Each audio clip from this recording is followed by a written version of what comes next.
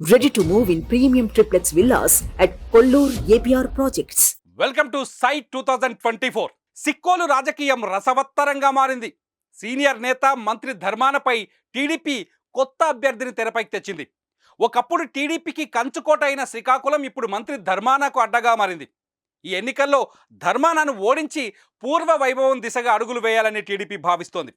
అందుకోసం సరికొత్త ప్రయోగానికి సిద్ధమయ్యారు టీడీపీ అధినేత చంద్రబాబు నాయుడు. ఇప్పటి వరకు ఇక్కడ గుండా కుటుంబానికి ధర్మాన కుటుంబానికి మధ్య యుద్ధం జరిగింది. కానీ ఈసారి గుండా ఫ్యామిలీకి అవకాశం దొరకలేదు టీడీపీ నుంచి. గుండా కుటుంబం ప్లేస్లో స్థానిక కిష్టప్పపేట సర్పంచ్ గొండు శంకర్ను ఎన్నికల బరిలోకి దించింది టీడీపీ. శ్రీకాకుళం జిల్లా సర్పంచుల సంఘం అధ్యక్షుడిగా ఉన్న శంకర్ ఈసారి రాష్ట్ర రెవెన్యూ శాఖ మంత్రి రాజకీయ దురంధరుడైన ధర్మానను ఓడిస్తారా అన్నది సై 2024లో చూద్దాం.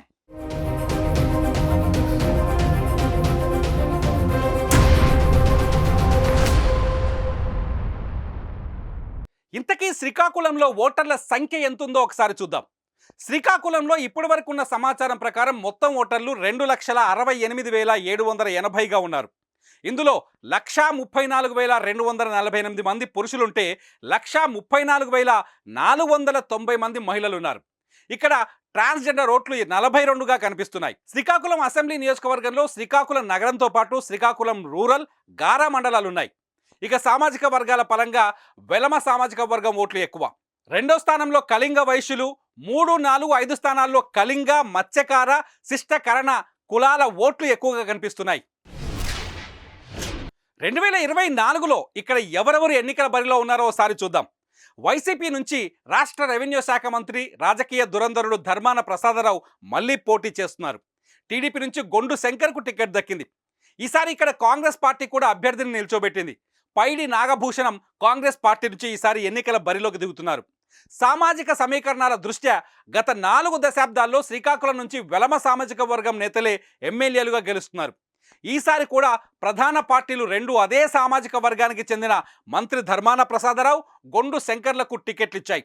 మంత్రి ధర్మాన సొంత నియోజకవర్గం నరసన్నపేట కాగా 2004 నుంచి ఆయన శ్రీకాకుళం నుంచే పోటీ చేస్తున్నారు.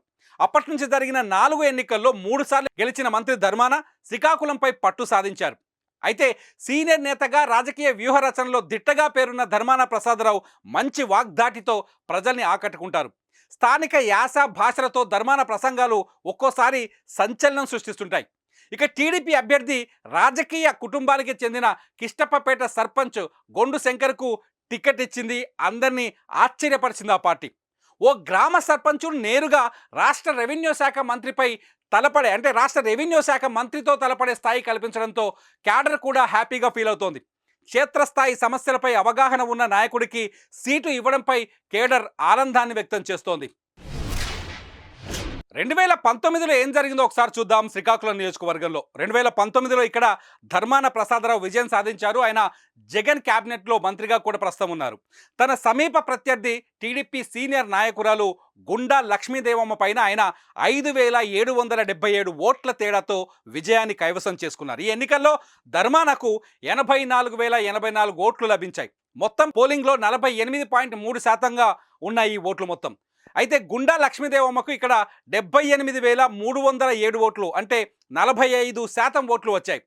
అయితే 3.3% ఓట్ల తేడాతో ధర్మాన ఇక్కడ గుండా లక్ష్మీదేవమ్మను ఓడించారు.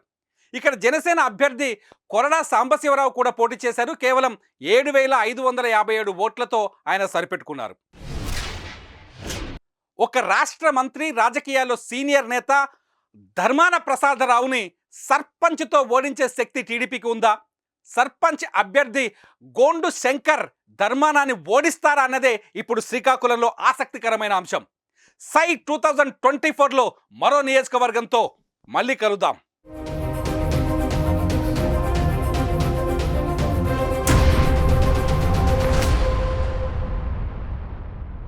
సుమన్ టీవీలో మీ పర్సనల్ అండ్ బిజినెస్ ప్రమోషన్స్ కోసం కింది నెంబర్కి కాంటాక్ట్ చేయండి.